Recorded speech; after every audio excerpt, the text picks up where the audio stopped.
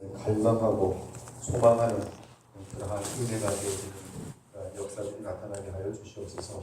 오늘도 에스겔서를 다루고 또 다니엘서를 또 다루게 되는데 주님이 우리와 함께 하셔서 말씀들이 우리 심령 깊은 곳에 자리 잡을 수 있도록 역사하여 주시옵소서.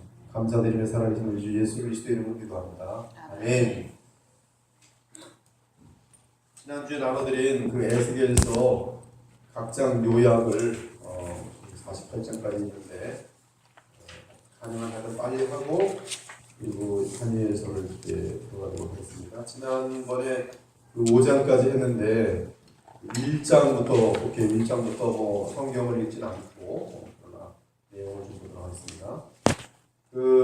이 에스겔이 환상을 본 때와 장소는 여호야킨 왕이 사로잡힌 지 5년. 그래서 여러분 여호야킨 또 시드기야 뭐 그런 거 외울 때 제일 중요한 연도가 605년.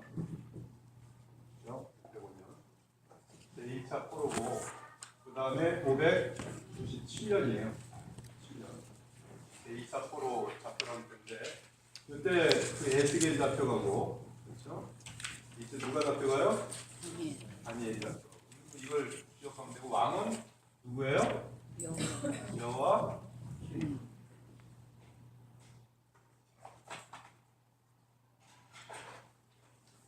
여호야킨이고 그다음에 여기는 누구예요? 여호야킨. 이걸 정확히 알고 있으면은 성경을 읽을 때 알고. 그래서 에스겔은 지금 이 잡혀가는 이 날짜를 기준으로 해서 자기가 언제 이 계시를 받고 환상을 보는지를 계속 알려주기 때문에 우리가 정확히 알 수 있어요. 그리고 이제 그 남유다가 멸망한 것이 500 몇 년이에요? 86년. 이거 알고 계시면 586년이 597에서 1년 되고 597, 596, 95, 94, 93, 92, 91, 80, 81, 82 어떻게 되는 거예요? 어떻게 되는 겁니까? 97, 76, 54, 321, 75, 98, 76 여기죠 여기에요? 이거 이제 맞습니까? 586년 이때 맞아요? 여러분 이게 몇 개가 되나? 8, 1, 2, 3, 4, 5, 6, 7, 8, 9, 10, 11년 포로에서 포로가 된 지 11년째가 586년인데요. 제가 연도를 할 때 이렇게 직접 다 시험합니다. 하여튼 뭐 이런 거를 알고 계시면은 이제 에스겔서를 보는데 도움이 많이 되었죠. 에스겔 나이가 30세 때 이제 하나님의 모습을 보는데 하늘이 열리면서 갈대아 땅 그발강가에서 보게 되고 여호야킨 왕이 사로잡힌 지 5년째. 그래서 1년째, 2년째, 3년째, 4년째, 5년째. 그러니까 592년이에요. 592년에 이제 그 환상을 보게 되는 것입니다. 그리고 다른 때 보게 되는 것은 그 위에 한 20년이 되는데 572년이 되겠어요. 572년. 이런 내용들을 직접 보면 되겠어요. 그래서 1장에 보면 북쪽에서 폭풍이 오는 것을 보는데 그 폭풍 속에는 그냥 폭풍이 아니라 불이 있었고 또 불 속에 쇠붙이 같은 것이 있고 불 속에 그 내생물이 사람의 형체로 있었습니다. 그래서 이것은 지금 하나님의 그 보좌가 이 천사 그룹들과 함께 지금 오고 있는 에스겔에게 오고 있는 또 그런 장면이 될 텐데 다니엘에 보면 다니엘 7장에도 이 그림이 똑같습니다. 다니엘도 하나님의 그 불이 있고 또 생물들이 있는데 다니엘 7장을 나중에 가서 보게 될 것이고 그리고 이제 그 1장 26절 이하에 보면은 거기에 보면 그 사람의 모양이 있어요. 그래서 이것이 어떤 하나님은 보이는 형체가 없습니다. 하나님께서는 볼 수 없고 무소부지하시고 영원하신 분인데 사람에게 나타나시는 그 형상은 언제나 사람의 모양이라 할 때 이제 지금 와 계시지만 구약에서는 사람의 모양으로 오시는 예수 그리스도에 대한 어떤 모습이라고 할 수 있겠어요.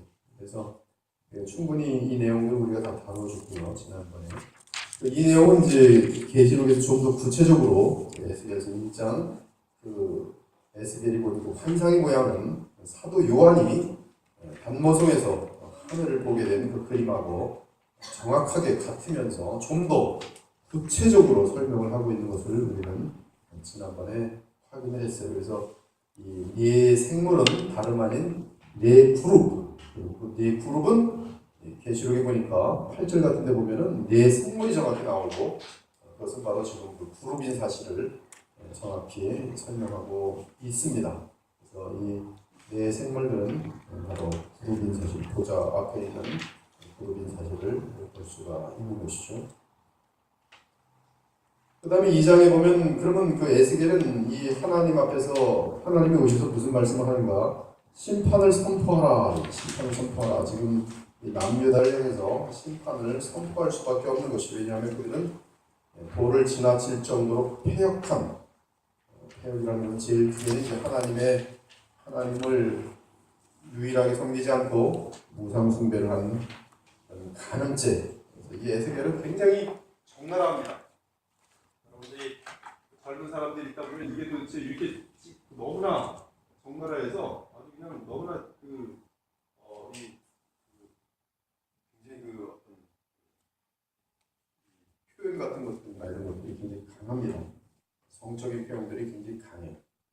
그만큼 그 하나님과 주의 백성의 관계가 연합의 관계인데 그 연합을 깨뜨림으로 말미암아 이스라엘 백성들은 곧 창녀들, 더러운 여인들로 계속적으로 표현되어 있고 그 정욕이 얼마나 불타는지에 대한 그런 묘사들이 너무나 노골적으로 되어 있어요. 그만큼 하나님께서는 자기 외에 언약한 주의 백성이라 하는 자들이 하나님 외에 다른 신들을 섬기는 것에 대해서 대단히 혐오스럽게 생각하시고 불쾌하게 생각하시고 분노하시는 것이 대단히 강력하게 나타나고 있습니다. 그래서 지금 이 남유다는 심판을 받을 수밖에 없습니다. 그래서 이 심판 때문에 이제 바벨론에 의해서 586년, 그리고 바벨론이 이제 둘러싸는 것은 588년입니다.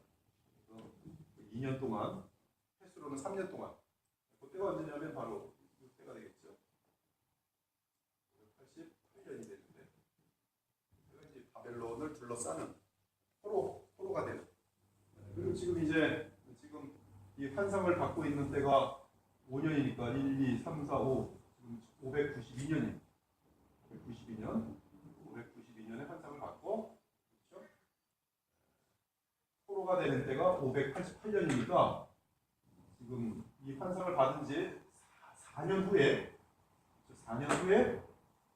바벨론의 포로가 되겠지. 포로가 되면 이제 둘러싸이는 거죠. 성벽이 다 둘러싸이는 거죠. 둘러싸이고 이 기간 동안에 이제 한 430일 정도 되는데 이 기간 동안에 극한 고통을 당하다가 이제 586년에 이제 완전히 예루살렘 성벽과 예루살렘 성이 다 무너지게 되는 그런 비참한 사리에 있게 됩니다. 그래서 심판을 선포하는 내용이고요. 거기 그래서 심판 선포 내용은 애가와 애곡과 재앙의 말이 가득합니다. 3장에 보니까 너는 지금 이 두루마리를 먹어라. 심판이 담겨져 있는. 두루마리 먹는데 그 계시록에도 두루마리를 먹어요. 계시록에도 무슨 내용인가? 그 두루마리는 심판이에요. 똑같습니다. 지금 이 예루살렘에 대한 심판인 것처럼 하나님의 그 심판이 분명히 나타나는 그 두루마리를 먹게 되는데요. 그래서 하여튼 그 이 두루마리를 먹고 전하라. 네 마음이 강해야 된다. 강하고 이들은 이 말을 듣든지 말든지 간에 너는 그들에게 전하라. 이렇게 되어 있어요. 지금 우리가 알아야 될 것은 지금 1차 포로로 가 있는 사람들이 있고 2차 포로로 가 있는 사람들이 있고 아직 그 예루살렘에 지금 남아있는 사람들이 있다는 것이죠. 남아있는 사람들이 있고 이 사람들이 이제 586년에 이제 완전하게 제거가 되면서 비참한 그런 형태가 됐는데 이 에스겔은 지금 이미 지금 그발 강가로 가 있지만 그 바벨론 쪽에 유브라데스 있는 그쪽에 가 있지만은 이제 일로 이제 와서 예루살렘 성전을 보는 것이에요. 그래서 아직 남아 있는 사람들이 얼마나 악한 짓들을 하고 더러운 짓들을 하는지 이런 것들도 이제 다 환상으로 보게 되는데 이때 움직이는 것이 자신이 그 몸만 움직이는 건지 아니면 정신만 움직이는 건지 영혼과 다 움직이는지 그런 것들은 이제 이 사도 바울처럼 고린도서 12장처럼 잘 알지 못하는 그런 상태가 되어버립니다. 그러나 중요한 것은 그 환상을 보는데 그 여호와의 그 부르 환상을 보면서 이 그 에스겔이 이쪽 그발 강가에 있다 또 이제 보면 그 예루살렘 성전에 가 있기도 하고 그래 그 환상에서 움직여지는 자신을 보게 됩니다. 뚝 떨어지기도 하고요. 아무튼 3장에 보면 그 두루마리를 먹고 전하는데 이 사로잡힌 너의 민족, 그렇죠? 사로잡힌 너의 민족, 이 민족은 지금 이제 북이스라엘 포로가 일부가 포함되어 있고요. 그 다음에 공식적으로는 1차 포로 여호와 킨 때, 그래서 사로잡혀갔지요. 그 다음 2차 포로 여호와 킨 때 사로잡힌 자들 지금 이제 바벨론 땅에 있습니다. 그래서 제 4장은 이제 예루살렘 지도를 그려놓고 그 예루살렘이 포위되는 그러한 그 몸으로 쇼를 하죠. 그래서 한쪽으로 390일, 또 이쪽 왼편으로 40일 누워있어 430일을 누워있게 되는데 이것은 이제 이 예루살렘이 포위된다는 것을 알려주는 거예요. 4년 후에 포위되죠. 4년 후에 포위되고 그러면서 430을 1년으로 치면서 430년 그것은 가나안을 떠나 애굽에 거한 기간입니다. 그래서 이 포로 생활로 비유되고 있어요. 그리고 430년은 솔로몬 때부터 치면 지금 바로 이때까지 치면 434년 해방될 때까지 보면 그렇게 돼 있어요. 아무튼 그 광야 기간이 430년 정도 됩니다. 그래서 이게 제2의 어떤 그런 이 출애굽이 되겠는데요.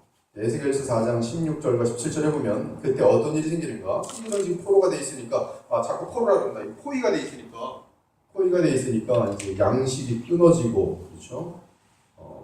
물을 베어 마시고 서로 떡과 물이 부족하여 두려워하며 이러한 그 죄악 중에 쇠폐하리라 이러한 모습이 되겠어요. 그래서 이것이 4장에 이제 에스겔이 행동으로 시청각 교육을 하고 있는 그런 모습이고요. 또 5장에서는 그 머리카락 수염을 3등분지씩 3등분씩 하면서 그 3분지 1을 뭐 태우고 3분지 1을 또 묻고 뭐 이런 것을 하면서 예루살렘 성이 포위게 되고 그 다음에 기근이 있고 그 다음에 이제 양식이 끊어지고 이러한 것들에 대한 내용들을 그 머리카락 및 수염을 통해서 충분히 또 메시지를 전하는 것을 보게 됩니다. 그래서 5장 한번 9절부터 16절까지 한번 읽어보면서 내 모든 가증한 일로 말미암아 내가 전무후무하게 내게 내리지라. 그러한즉 내 가운데에서 아버지가 아들을 잡아먹고 아들이 그 아버지를 잡아먹으리라. 내가 벌을 내게 내리고 너희 중에 남은 자를 다 사방에 흩으리라. 그러므로 나 주 여호와가 말하노라. 내가 나의 삶을 두고 맹세하노니 내가 모든 미운 물건과 모든 가증한 일로 내 성소를 더럽혔은즉 나도 너를 아끼지 아니하며 긍휼을 베풀지 아니하고 미약하게 하리니 너희 가운데에서 3분의 1은 전염병으로 죽으며 기근으로 멸망할 것이요 3분의 1은 너희 사방에서 칼에 엎드러질 것이며 3분의 1은 내가 사방에 흩어버리고 또 그 뒤를 따라가며 칼을 빼리라. 그래서 그 머리카락과 수염을 다루는 방법이 하나는 이제 이 전염병 또 칼, 불 이렇게 다 그런 식으로 되어 있는데요. 전염병 그다음에 칼 그렇죠? 여기 돼 있어요. 3분질 전염병. 3분질은 사방에서 칼, 3분질은 내가 사방에 흩어버리고 3분질은 흩어버리고 그래서 전염병, 칼, 흩어버리고 흩어버린 자들도 칼을 당하게 되는 그런 비참한 모습이 되겠지. 16절 내가 멸망하게 하는 기근의 독한 화살을 너희에게 보내되 기근을 더하여 너희가 의뢰하는 양식을 끊을 것이다. 네, 지금 그 에스겔은 지금 다른 곳에서 그렇죠? 그발 강가에서 예루살렘에 대한 지금 포위에 대해서 4장과 5장에 걸쳐서 이야기를 한 것이에요. 그리고 아까 말씀드린 것처럼 이 환상을 본 것은 592년이고 포위가 되는 것은 4년인 588년이에요. 그리고 이제 또 계속 에스겔은 이스라엘 산당에 대해서 이야기합니다. 산당. 내가 너희가 거주하는 모든 성읍이 사막이 되게 하며 산당을 황폐하게 하리니 이는 너희 제단이 깨어지고 황폐하며 너희 우상들이 깨어져 없어지며 너희 분향 제단들이 찍히며 너희가 만든 것이 폐하여지며 또 너희가 죽임을 당하여 엎드러지게 하여 내가 여호와인 줄을 너희가 알게 하려 함이라. 그러나 너희가 여러 나라에 흩어질 때 내가 너희 중에서 칼을 피하여 이방인들 중에 살아남는 자가 있게 할지라. 예, 지금 6장은 지금 하나님께서 남유다 이스라엘 백성들의 우상 숭배 중에 산당에 대해서 얼마나 미워하시는지 그것이 나타나고 있고요. 12절. 먼데 있는 자는 전염병에 죽고 가까운 데 있는 자는 칼에 엎드러지고 남아있어 에워싸인 자는 기근에 죽으리라. 이같이 내 진노를 그들에게 이루리라. 전염병으로 죽고 칼에 죽고 기근에 죽어요. 참 하나님께서 무섭게 하십니다. 그러나 8절에 보면은 흩어질 때에 칼을 피하여 남은 자가 있게 됩니다. 이들이 이제 바벨론에 거하면서 하나님 말씀을 순종하고 이제 예루살렘으로 돌아갈 날을 바라보면서 기다리는 참된 그런 신자들이고, 그들에 의한 후손들이 믿음을 갖게 되면서 70년 후에 고레스의 선포에 의해서 다시 하나님의 땅 예루살렘으로 돌아오게 되는 역사가 나타나시죠. 7장으로 가면 이제 왜 하나님은 심판하시는가, 심판의 원인에 대해서 그 죄악을 알려주십니다. 밖에는 칼이 있고 안에는 전염병과 기근이 있어서 밭에 있는 자는 칼에 죽을 것이요 성읍에 있는 자는 기근과 전염병이 망할 것이며 도망하는 자는 산 위로 피하여 다 각각 자기 죄악 때문에 골짜기에 비둘기들처럼 슬피 울 것이라. 그들이 그 은을 거리에 던지며 그 금을 오물같이 여기리니 이는 여호와 내가 진노를 내리는 날에 그들의 은과 금이 능히 그들을 건지지 못하며 능히 그 심령을 족하게 하거나 그 창자를 채우지 못하고 오직 죄악의 걸림돌이 되미로다.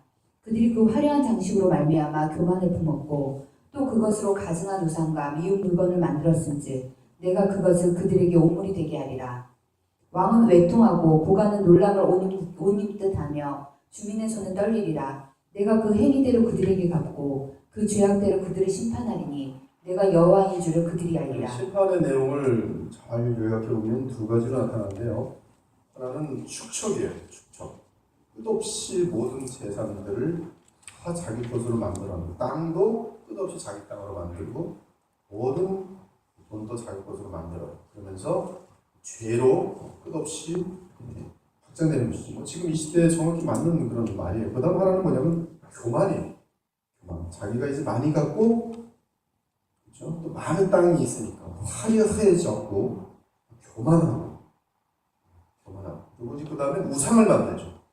가증한 우상. 그래서 이러한 것들이 사회에 대한, 이게 다 묶여있는 것입니다. 하나님을 제대로 섬기지 못할 때 인간이 궁극적으로 갈 수밖에 없는 세 가지, 돈과 교만과 우상숭배, 것이 심판의 원인으로 나타나는데, 하나님께서는 이러한 것들에 대해서 심판하시면서 공의와 거룩을 통해서 영광을 나타내시는 것이죠. 그러므로 그들을 향한 심판은 하나님의 영광이 나타나게 돼 있어요. 우리 인간들의 그 본성에도 하나님의 형상이 남아있기 때문에요. 즉 일반 은총이라는 것이 남아있기 때문에 악인들이, 그렇죠? 악인들이 심판받으면 찬송 부르게 돼 있어요. 감사합니다. 하나님께서는 악인들을 제거하는 것이 그 영광이죠. 8장에 보면 이제 이 포로에서 벗어난 지 6년째는 언제예요? 91년이죠. 이게 정확히 나오는 거예요. 91년. 주전 591년에 받은 그런 이제 내용이 되겠습니다. 그래서 그 하나님의 질투가 왜 일어나는가? 하나님의 성전에 우상이 얼마나 끔찍한 일입니까? 하나님만을 위에서 구별된 성전에 우상이 있어요. 2절부터 쭉 봅니다. 내가 보니 불같은 형상이 있더라. 그 허리 아래의 모양은 불같고 허리 위에는 검체가 나서 단쇠 같더라. 그것도 내게 이르시되 인자야 이스라엘 족속이 행하는 일을 보느냐. 그들이 여기에서 크게 가증한 일을 행하여 나로 내 성소를 멀리 떠나게 하느니라. 너는 다시 다른 큰 가증한 일을 보리라 하시더라. 지금 여기 2절의 내용은 하여튼 하나님이시지만 예수 그리스도와 연결되어서 그렇게 그림이 나타나고 있고요. 그 다음에 6절에 보면 지금 내가 있어야 할 이 성전에 가증한 일이 있기 때문에 내가 이 성소를 떠난다. 그래서 아무리 휘황찬란한 성전이라 할지라도 하나님이 계시지 않으면 그건 이제 시체죠. 12절부터 또 내게 이르시되 인자야 이스라엘 족속의 장로들이 각각 그 우상의 방한 어두운 가운데서 행하는 것을 내가 보았느냐. 그들이 이르기를 여호와께서 우리를 보지 아니하시며 여호와께서 이 땅을 버리셨다 하느니라. 그가 또 나를 데리고 여호와의 전으로 들어가는 북문에 이르시기로 보니 거기에 여인들이 앉아 단무스를 위하여 애곡하더라. 그가 또 나를 데리고 여호와의 성전 안뜰에 들어가시니라. 보라, 여호와의 성전문 곧 현관과 제단 사이에서 약 25명이 여호와의 성전을 등지고 낯을 동쪽으로 향하여 동쪽 태양에게 예배하더라. 또 내게 이르시되 인자야, 내가 보았느냐? 유다 족속이 여기에서 행한 가증한 일을 적다 하겠느냐? 그들이 그 땅을 폭행으로 채우고 또다시 내 노여움을 일으키며 심지어 나뭇가지를 그 코에 두었느니라. 여기 보면은 그 지금 성전이라는 곳에서 그렇죠? 하나님을 향해서 불신하고 시기를 보면 하나님은 우리 하나님이 아니다. 하나님 우리를 버리셨다. 이렇게 포로로 잡혀가게 하는 거 보니까 하나님은 믿을 존재가 아니다. 단무스를 위하여 애곡하고 여신들이죠. 그다음에 동쪽 태양에게 예배하고 어디서 지금 예루살렘 성전에서 이렇게 하는 것이죠. 그리고 땅을 폭행으로 치고 가증한 일로 가득하고 또 이 나뭇가지를 그 코에 두고 이것은 지금 그 우상 숭배를 하는 그런 계속적인 모습입니다.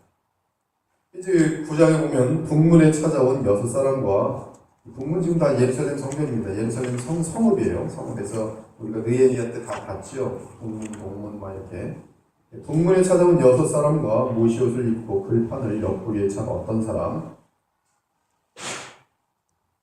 여호와께서 내게 이르시되 이스라엘과 유다 족속의 죄악이 심히 중하여 그 땅에 피가 가득하며 그 성읍에 불법이 찼나니 이는 그들이 이르기를 여호와께서 이 땅을 버리셨으며 여호와께서 보지 아니하신다 하니라. 예, 지금 보면은 그 9장에 보면은 이 모시옷을 입은 그 글판을 옆구리에 찬 사람이 탄식하며 회개하는 자에게는 그 이마에 표를 합니다.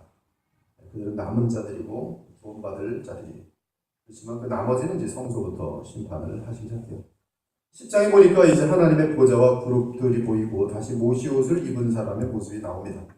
그들이 서면 이들도 서고 그들이 올라가면 이들도 함께 올라가니 그룹들입니다. 이는 생물의 영이 바퀴 가운데 있음이더라. 여호와의 영광이 성전 문지방을 떠나서 그룹들 위에 머무르니 어디를 떠났어요? 성전을 떠나지 여호와의 영광이 그룹들로 올라가 버립니다. 그룹들이 날개를 들고 내 눈앞의 땅에서 올라가는데 그들이 나갈 때에 바퀴도 그 곁에서 함께하더라. 그들이 여호와의 전으로 들어가는 동문에 머물고 이스라엘 하나님의 영광이 그 위에 덮였더라. 11장은 이제 악한 지도자에 대한 이야기를 계속 전개해 나갑니다. 그들은 그 예루살렘은 안전하다. 가마솥에 있는 것처럼 안전하다.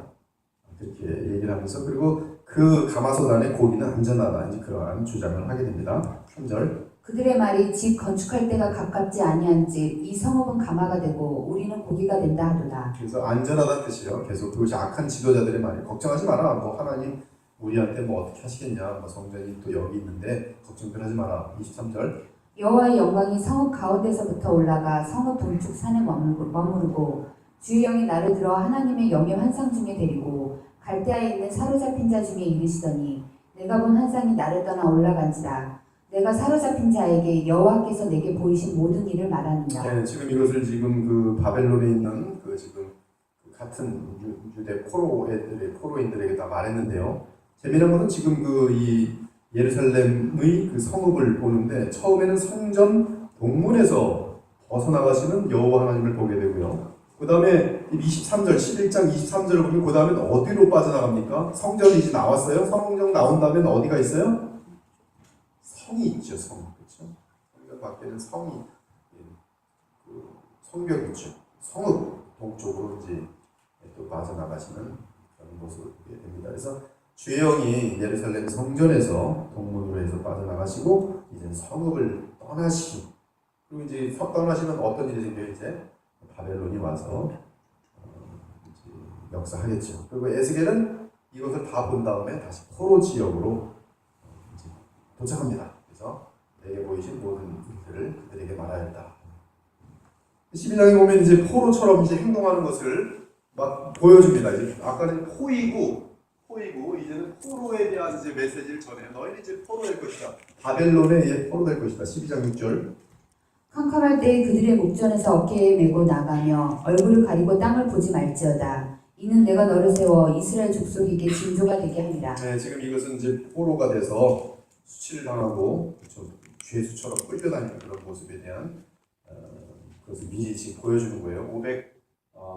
92년에 지금 6년 후에 있을 사건을 지금 보여주고 있어요. 그러면서 이제 에스겔서 13장은 다 같이 보셔야 돼요. 에스겔서 13장 같은 경우 또 이 신명기 18장 같은 경우, 신명기 13장 같은 경우 이런 것들은 여러분들이 그 거짓 선지자를 알기 위해서 자주 읽으셔야 하는 내용입니다. 그래서 이 거짓 선지자는 13장인데요. 한번 쭉 한번 우리 강훈 집사님께서 읽어 보시죠. 여호와의 말씀이 내게 임하여 이르시되 인자야 너는 이스라엘에 예언하는 선지자들에게 경고하여 예언하되 자기 마음대로 예언하는 자에게 말하기를 네, 가짜 예언자들은 자기 마음대로 예언을 하는 자들입니다. 너희는 여호와의 말씀을 들으라. 주 여호와의 말씀에 본 것이 없이 자기 심령을 따라 예언하는 어리석은 선지자에게 화가 있을진저. 애들은 본 것도 없는데 자기 심령을 따라 자기 마음에 따라 예언을 하는 어리석은 선지자들이에요. 이스라엘아 너희 선지자들은 황무지에 있는 여우 같으니라. 너희 선지자들이 성 무너진 곳에 올라가지도 아니하였으며 이스라엘 족속을 위하여 여호와의 날에 전쟁에서 견디게 하려고 성벽을 수축하지도 아니하였느니라. 여호와께서 말씀하셨다고 하는 자들이 허탄한 것과 거짓된 점괘를 보며 사람들에게 그 말이 확실히 이루어지기를 바라게 하거니와 그들은 여호와가 보낸 자가 아니니라. 애들은 무슨 점쟁이하고 거의 비슷한 모습이라는 것이죠. 그래서 거짓 점괘를 가리키면서 하나님이 말씀하셨다 하지만 하나님은 그들을 보낸 적이 없습니다. 너희가 말하기는 여호와의 말씀이라 하여도 내가 말한 것이 아닌즉 어찌 허탄한 묵시를 보며 거짓된 점괘를 말한 것이 아니냐. 그러므로 주 여호와께서 이같이 말씀하셨느니라. 너희가 허탄한 것을 말하며 거짓된 것을 보았은즉 내가 너희를 치리라. 주 여호와의 말씀이니라. 그 선지자들이 허탄한 묵시를 보며 거짓 것을 점쳤으니 내 손이 그들을 쳐서 내 백성의 공의에 들어오지 못하게 하며 이스라엘 족속의 후적에도 기록되지 못하게 하며 구원과는 전혀 거리가 먼 사람들입니다. 지금 거짓 선지자들이 너무 많아요. 이스라엘 땅에도 들어가지 못하게 하리니 너희가 나를 여호와인 줄 알리라. 심판받을 때 그들은 하나님을 들어가게 될 것입니다. 이렇게 칠 것은 그들이 내 백성을 유혹하여 평강이 없으나 평강이 있다 함이라. 괜찮다 그러면 왜 너희 죄 가운데 있어도 괜찮다 이런 식이에요. 하나님께서는 우리를 그냥 사랑만 하시지 심판하시겠냐. 어떤 사람이 담을 쌓을 때에 그들이 회치를 하는도다. 그러므로 너는 회치라는 자에게 이르기를 그것이 무너지리라. 폭우가 내리며 큰 우박덩이가 떨어지며 폭풍이 몰아치니 그 다음이 무너진즉 어떤 사람이 너희에게 말하기를 그것의 칠하느가 어디 있느냐 하지 아니하겠느냐. 회치라는 것은 지금 새롭게 무너지지 않을 거니까 지금 단정한 거죠. 그러나 그 단정한 것들은 다 헛된 것이라는 내용입니다. 그러므로 나 주 여호와가 말하노라. 내가 분노하여 폭풍을 퍼붓고 내가 진노하여 폭우를 내리고 분노하여 큰 우박덩어리로 무너뜨리리라. 회칠한 담을 내가 이렇게 허물어서 땅에 넘어뜨리고 그 기초를 드러낼 것이라. 담이 무너진즉 너희가 그 가운데서 망하리니 나를 여호와인 줄 알리라. 신기한 것은 지금 회칠한 담이라는 단어를 예수님께서 바리새인들에게 사용할 때 말하죠. 회칠한 무덤으로 하는데요. 같은 그런 어떤 연결고리가 있어요. 15절.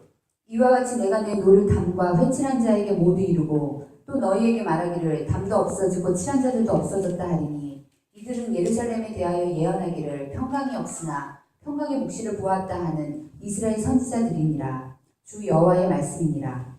너 인자야 너희 백성 중 자기 마음대로 예언하는 여자들에게 경고하며 예언하여 이르기를. 마찬가지예요. 여자들이 이제 많이 등장하는데 자기 멋대로 예언을 하는 것이에요.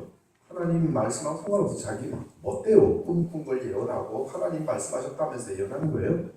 주 여호와의 말씀에 사람의 영혼을 사냥하려고 손목바닥 부적을 꿰어매고 키가 큰 자나 작은 자의 머리를 위하여 수건을 만드는 여자들에게 화 있을진저 너희가 어찌하여 내 백성의 영혼을 사냥하면서 자기를 위하여는 영혼을 살리려 하느냐. 네, 이들은 지금 그들의 영혼들을 사냥하여서 자기들은 이제 살찌운다는 그런 뜻이겠어요. 그래서 이들은 굉장히 무슨 공신력이 있는 것처럼 쇼를 하는 거죠. 이것도 만들고 저것도 만들고 아주 화려하게 만들고 이렇게 하나님의 말씀인 것처럼 막 여러 가지 무당들이나 점쟁이들이 하는 비슷한 짓들을 똑같이 하게 돼 있습니다. 너희가 두어 웅큼 보리와 두어 조각 떡을 위하여 나를 내 백성 가운데서 욕되게 하며 거짓말을 고지 듣는 내 백성에게 너희가 거짓말을 지어내어 죽지 아니할 영혼을 죽이고 살지 못할 영혼을 살리는도다. 얘들은 돈 몇 푼 벌려고 다 이 잘못된 거짓 예언으로 사람들을 죽이는 거죠. 그러므로 나 주 여호와가 이같이 말하노라. 너희가 새를 사냥하든 영혼들을 사냥하는 그 부적을 내가 너희 팔에서 떼어버리고 너희가 새처럼 사냥한 그 영혼들을 놓아주며 또 너희 수건을 찢고 내 백성을 너희 손에서 건지고 다시는 너희 손에 사냥꾼이 되지 아니하게 하리니 내가 여호와인 줄을 너희가 알리라. 내가 슬프게 하지 아니한 의인의 마음을 너희가 거짓말로 근심하게 하며 너희가 또 악인의 손을 굳게 하여 그 악한 길에서 돌이켜 떠나 삶을 얻지 못하게 하였은즉 너희가 다시는 허탄한 묵시를 보지 못하고 전복도 못할지라. 내가 내 백성을 너희 손에서 건져내리니 내가 여호와인 줄을 너희가 알리라 하라. 진리로 서 있는 사람들을 헷갈리게 만들고 그런 역할을 해요. 지금 시대는 이제 복음에 잘 서 있는 믿음으로 달려가는 사람들을 흔들어버리는 그런 것들이 그런 거짓 예언자들이라고 하겠습니다. 그래서 하여튼 거짓 선자에 대해서 남자나 여자나 자기 마음대로 예언하는 자들에 대해서 13장 전체가 하게 되어 있고요. 이 우상 숭배하는 장로들, 종교 지도자들에 대해서 보면은 또 나타나 있어요.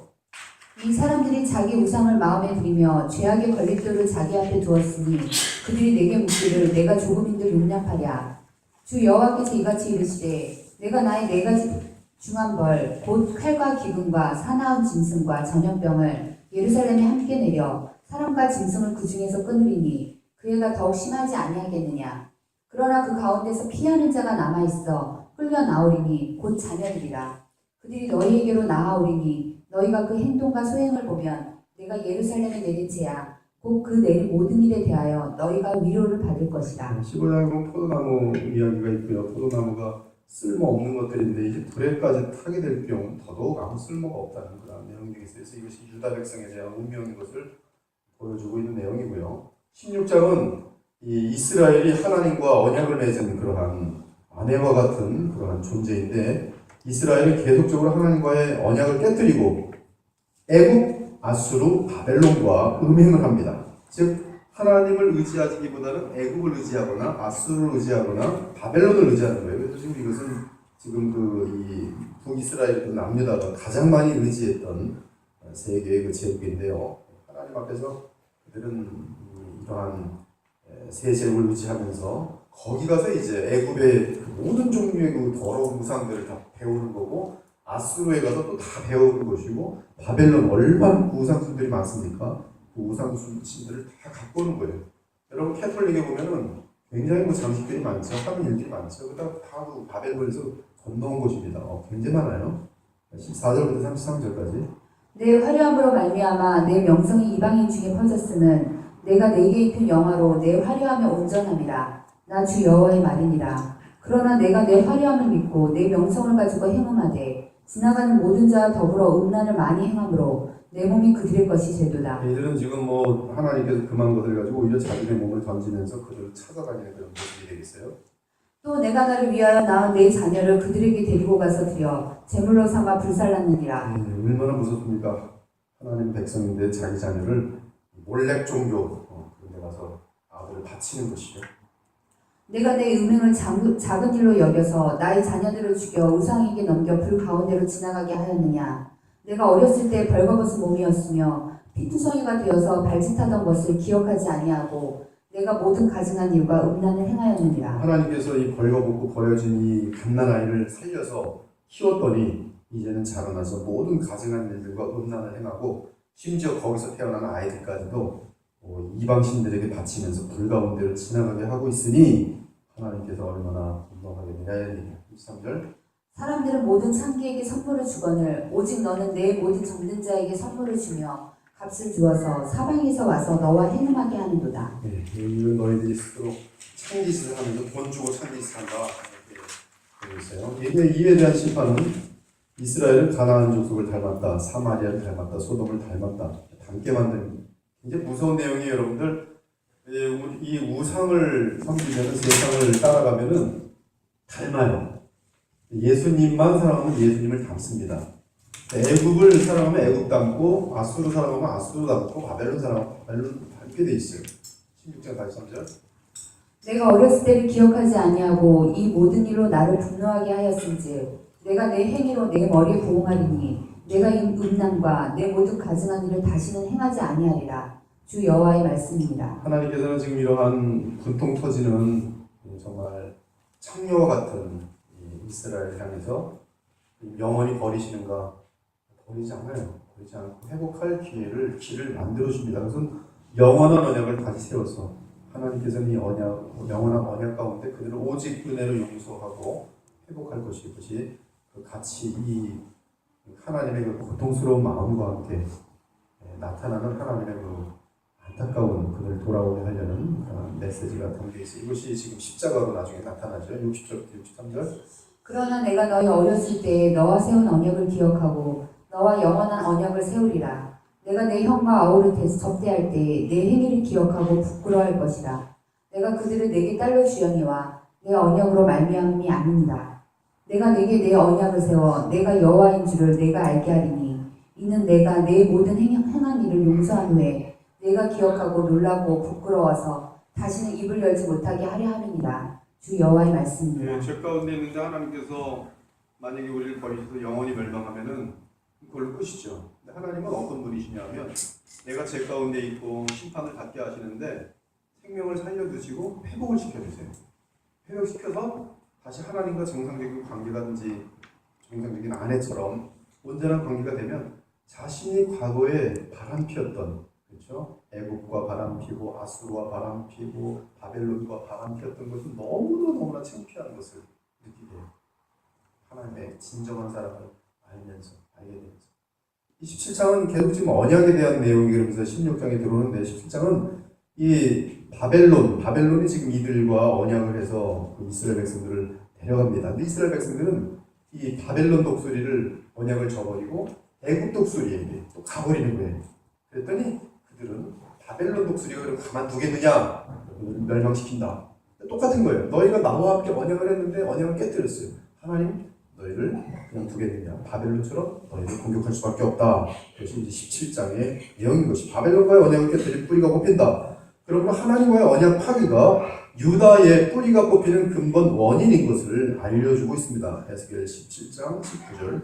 그러므로 주 여호와의 말씀이니라. 내가 나의 삶을 두고 맹세하노니 그가 내 맹세를 업신여기고 내 언약을 배반하였은즉 내가 그 죄를 그 머리에 돌리리라. 그러나 우리 하나님은 언제나 남은 자들을 향한 그런 자비와 계획이 있어요. 완전히 진멸시키지 않고 그들 가운데 충성된 믿음의 사람들이 있는 것이, 그래서 그들을 살려내시고 그들을 약속의 땅에 돌아가게 하시고 그들로 하여금 또한 새로운 하나님의 나라를 계속 시작합니다. 22절.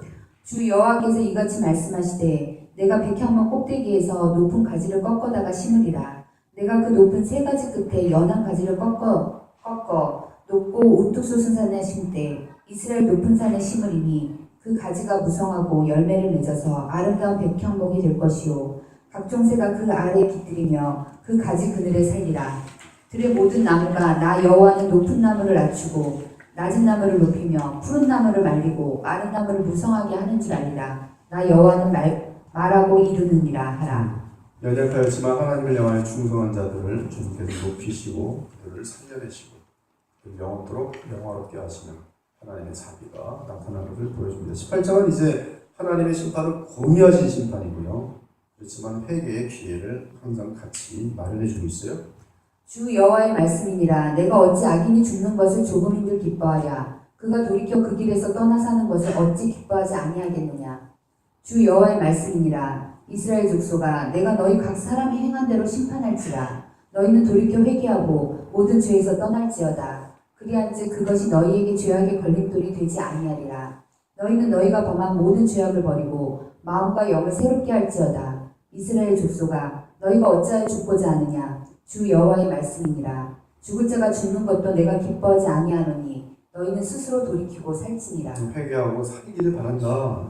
한절이 말하는 거. 19장은 이제 내 어머니 암사자 유다에 대한 얘기인데 이것은 이제 그 유다의 마지막 왕들에 대한 그런 애가를 부르고 있습니다. 20장에 보니까 일곱째 다섯째 달이죠. 일곱째 다섯째 달. 일곱째가 어떻게 되겠어요? 하나, 둘, 셋, 넷, 다섯, 여섯, 일곱 하니까 590년이죠. 590년에 받은 사건이에요. 일곱째 다섯째 달 열째 날에 이스라엘 장로 여러 사람이 여호와께 물으려고 와서 내 앞에 앉으니 여호와의 말씀이 내게 임하여 이르시되 더러운 우상 가운데 있는 주의 백성을 출애굽시킨 후에 율법을 주셨습니다. 그러나 장로들의 마음속에는 우상이 있었어요. 너희가 스스로 이르기를 우리가 이방인 곧 여러 나라 족속같이 되어서 목석을 경배하리라 하거니와 너희 마음에 품은 것을 결코 이루지 못하리라. 우상을 품고 있는 이 장로들, 공교롭게 단어가 같아요. 그렇죠? 장로들. 우상을 품은 자들의 예배와 기도를 하나님께서 받으세요? 안 받으세요? 중요합니다. 예배를 드리는데 내가 원하는 게 하나님보다 더 소중한 게 있어요. 그것 때문에 와서 예배를 드려요. 그러니까 하나님은 사실 관심이 없고 나는 돈이 너무 좋은데 돈을 벌려는데 내 힘 가지고는 좀 딸리는 것 같으니까 하나님 나 좀 돈을 좀 벌게 해주세요. 궁극적으로 내가 원하는 건 돈이에요. 근데 이거는 그 세상의 모든 종교하고 같은 것으로서 그것이 바로 우상인데 그런 예배는 통하지가 않습니다. 하나님을 예배하는 것은 하나님께서 자기 아들도 아끼지 아니하시고 우리를 영벌로부터 구원하시기 위해서 자기 아들 생명까지 주셨는데 그 생명의 가치가 여러분 자녀를 누굴 준다고 생각해 보세요. 그게 얼마나 무한한 가치인데 그 아들의 그 가치를 알고 나 같은 죄인을 위해서 하나님께서 의로운 아들까지 보내주신 그 선물을 받은 이후에 그것이 너무나 감사해서 주 앞에 나와 예배드리게 됩니다. 나의 모든 것을 주님께 다 바칩니다. 내가 어떠한 모양이 될지라도 주의 뜻이 오니 감사합니다.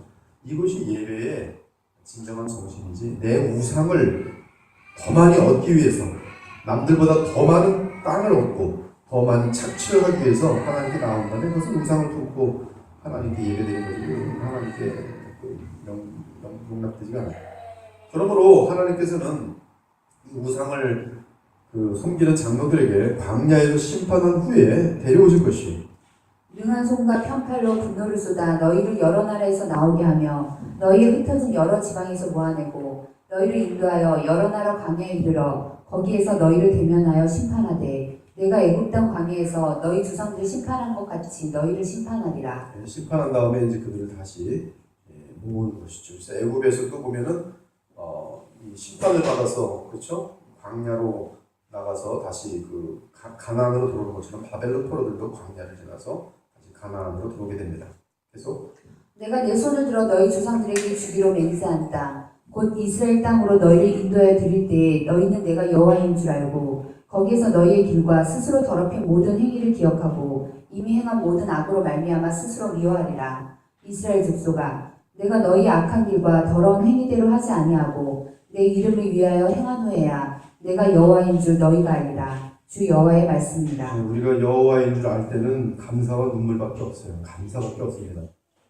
주님의 이름을 영원히 감사, 찬송할 수밖에 없어요. 왜냐하면 우리는 그분의 공의가 맞다는 걸 알고 공의에 의하면 영원히 멸망밖에 없는데 그럼에도 구원하신 하나님을 생각할 때 눈물과 감사밖에 없는 것이죠. 이제 주님은 그 칼을 들으셔서 이제 이 남유다를 심판하십니다. 그 칼은 바벨론이죠. 바벨론입니다. 그래서 그냥 넘어갑시다. 바벨론이 주님의 칼이고 또 암몬에 심판하세요. 남유다뿐만 아니라 암몬도 바벨론 여전히 그 암몬에 대한 심판이 되고요.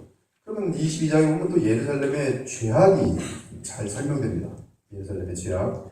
너는 말하라. 주 여호와께서 이같이 말씀하셨느니라. 자기 가운데에 피를 흘려 벌받을 때가 이르게 하며 우상을 만들어 스스로 더럽힌 성아. 예루살렘 성입니다. 이스라엘 모든 고관은 각기 권세대로 피를 흘리려고 내 가운데 있었도다. 피를 흘린다는 것은 내 걸 착취하기 위해서 남들을 망하게 하고 죽이고 빼앗고 그런 것이죠. 그렇죠? 너는 나의 성물들을 업신여겼으며 나의 안식일을 더럽혔으며 예배를 더럽히고 또 하나님께 드리는 거룩한 성물들을 업신여기고 내 가운데 피를 흘리려고 이간을 붙이는 자도 있었으며 내 가운데 산위에서 재물을 먹는 자도 있었으며 내 가운데 음행하는 자도 있었으며 내 가운데 자기 아버지의 하체를 드러낸 자도 있었으며 내 가운데 월경하는 부정한 여인과 관계하는 자도 있었으며 어떤 사람은 그 이웃의 아내와 가증한 일을 행하였으며 어떤 사람은 그의 며느리를 더럽혀 음행하였으며 내 가운데 어떤 사람은 그 자매 곧 아버지의 딸과 관계하였으며 내 가운데 피를 흘리려고 뇌물을 받은 자도 있었으며 내가 변동과 이자를 받았으며 이익을 탐하여 이웃을 속여 빼앗았으며 나를 잊어버렸도다. 주 여호와의 말씀입니다. 이것이 예루살렘의 죄악이고 심판의 대상입니다. 그래서 하나님 앞에서 쓸모없는 존재가 되어버렸어요. 여러분 여러분 하나님 앞에 쓸모없는 존재가 된다는 것은 이러한 죄 가운데 계속 진행되는 상태예요. 그러니까 죄라는 것은 지금 나열되어 있습니다. 그래서 우리는 구약을 읽으면서 하나님이 지금 심판하실 수밖에 없는 죄악들에 대해서 얼마든지 분명하게 사회적으로나 가정에서나 분명히 알 수 있어요. 상당 부분이 음란한 죄악이 걸려 있습니다. 그렇죠? 그 다음에 하나님의 거룩한 것들에 대한 업신여긴 죄, 착취, 그런 식으로 크게 지금 구분이 되는데 하나님 앞에서 쓸모없는 존재가 되므로 녹여서 제거하십니다. 은이 풀무불 가운데서 녹는 것 같이 너희가 그 가운데서 녹으리니 나 여호와가 분노를 너희 위에 쏟은 줄을 너희가 알리라. 그 다음에 이제 이 지금 예루살렘에는 지도자가 죄악을 가득 차갖고 쓸만한 자가 하나도 없었어요. 뭐 지금 우리들 마찬가지죠. 지금 뭐 지도자가 뭐 하나도 없어요. 지금 엉망진창인데 어떻게 될지 모르겠어요. 근데 예루살렘 그 성읍도 마찬가지였어요. 그 가운데서 선지자들의 반역함이 우는 사자가 음식물을 움킴 같았도다. 그들이 사람의 영혼을 삼켰으며 재산과 보물을 탈취하며 과부를 그 가운데에 많게 하였으며 그 제사장들은 내 율법을 범하였으며 나의 성부를 더럽혔으며 거룩함과 속된 것을 구별하지 아니하였으며 부정함과 정한 것을 사람이 구별하게 하지 아니하였으며 그의 눈을 가려 나의 안식일을 보지 아니하였으므로 내가 그들 가운데서 더럽힘을 받았느니라. 제사장들이라 하는 자들이 하나님을 향해서 존귀하게 여기는 그런 모습들이 전혀 없는 것이죠. 그러니까 백성들도 마찬가지로 하나님 알기를 우습게 알고 또 다른 뭐 선지자들이나 이런 사람들은 다 이 가부들 같은 사람들 다 빼앗고 또 과부를 만들어 버리고 약자될 것을 그런 것들이 이제 이 지금 지도자의 죄악이 됐어요. 이 지도자들하고 지금 종교와 정치가 지금 결탁돼서 이런 무서운 짓을 하는 거예요. 28절 그 선지자들이 그들을 위하여 회를 치라고 스스로 허탄한 이상을 보며 거짓 복수를 행하며 여호와가 말하지 아니하였어도 주 여호와께서 이같이 말씀하셨느니라. 우상 무슨 완전히 그 무당짓 하는 것이죠. 지금 선지자들이 회를 치라고 아까 가짜 선지자들이 막 하나님의 종 역할을 하는 그런 그림들입니다. 30절 이 땅을 위하여 성을 쌓으며 성 무너진 데를 막아서서 나로 하여금 멸하지 못하게 할 사람을 내가 그 가운데서 찾다가 찾지 못하였도다. 한 사람도 지도자로 삼아서 하나님의 일을 대신할 사람을 한 사람도 못 찾는 거예요. 지금 하나님께서 23장을 보면 지금 북이스라엘과 남유다 그 이제 수도 북이스라엘의 수도 사마리아 남유다의 수도 예루살렘 사마리아는 오홀라 예루살렘은 오홀리바 오홀라는 애국과 아수르와 창녀짓을 하고 오홀리바 예루살렘은 아수르와 바벨론과 창녀짓을 합니다. 그들이 행음하였으며 피를 손에 묻혔으며 또 그 우상과 행음하며 내게 낳아준 자식들을 우상을 위하여 화제를 살랐으며 그 외에도 그들이 내게 행한 것이 있나니 당일에 내 성소를 더럽히며 내 안식일을 범하였도다. 그들이 자녀를 죽여 그 우상들에게 드린 그날에 내 성소에 들어와서 더럽혔으되 그들이 내 성전 가운데서 그렇게 행하였도다. 이에 대한 하나님 심판은 그러므로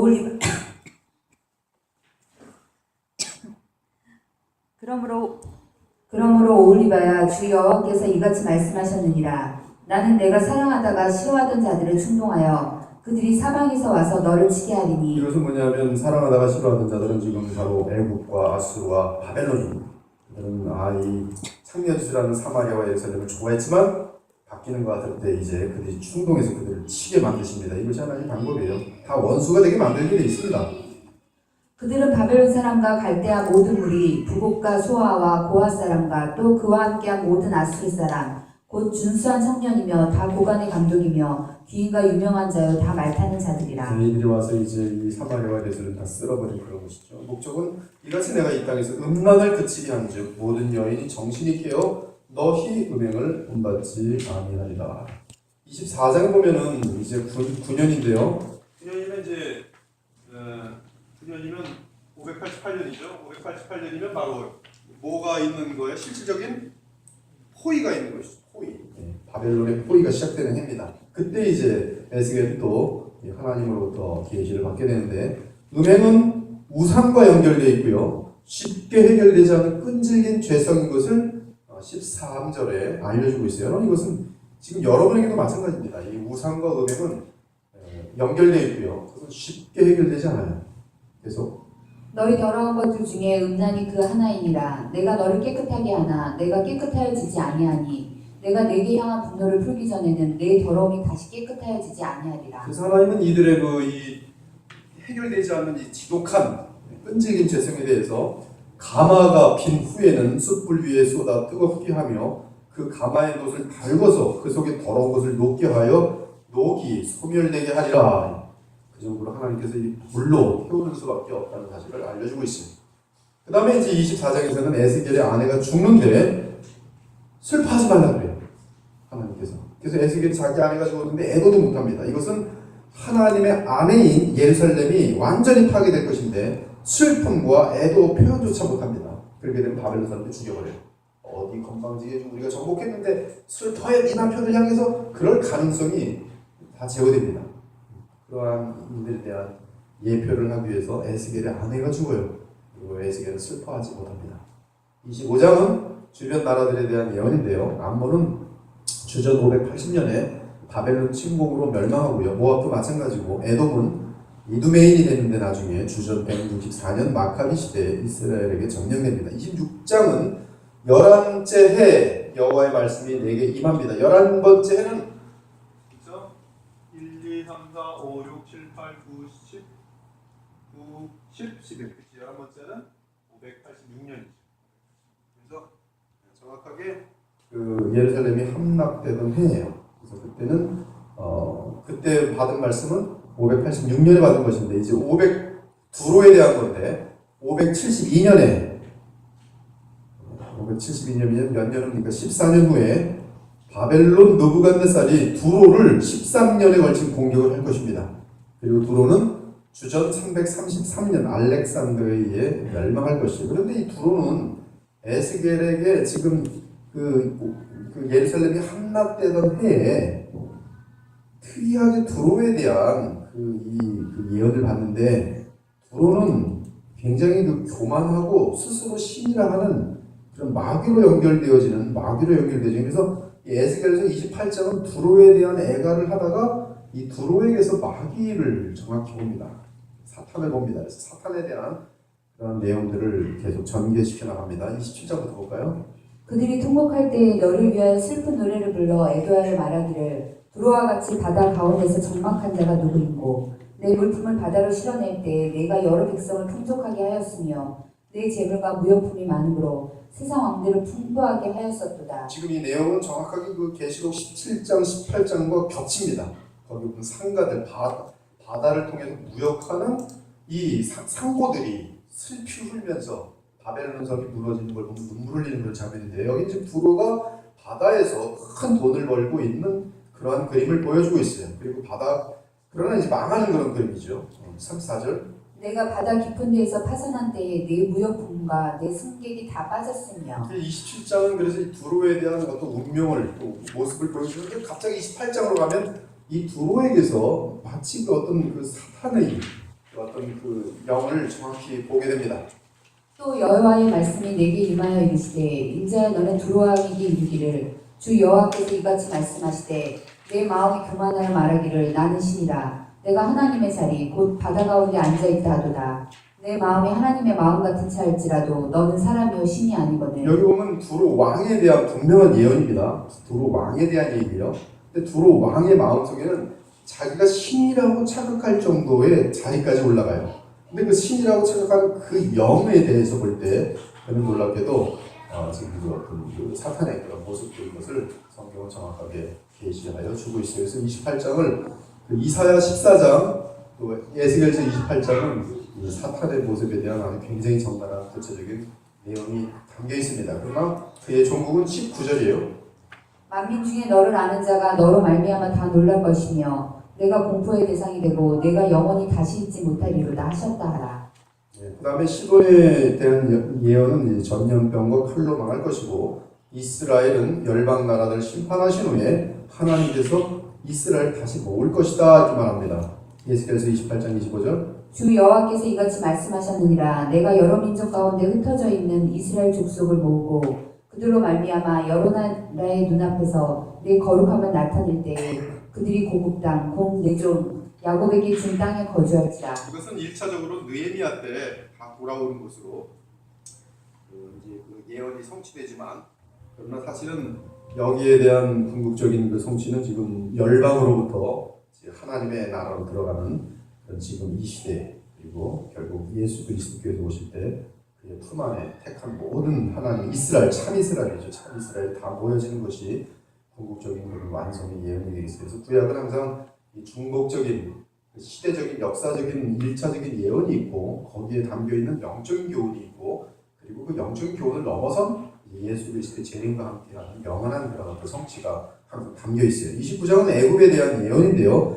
열째해 587년 되겠어요.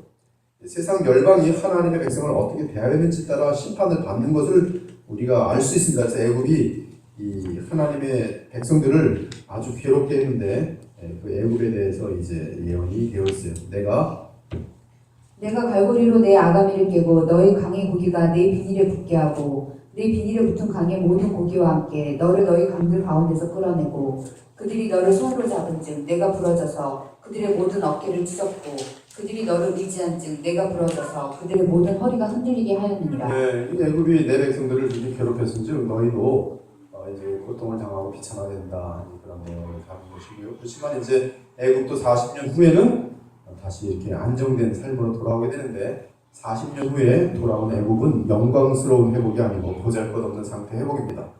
그러나 이스라엘은 영원한 영광으로 돌아가는 그런 회복으로 그림을 그리죠.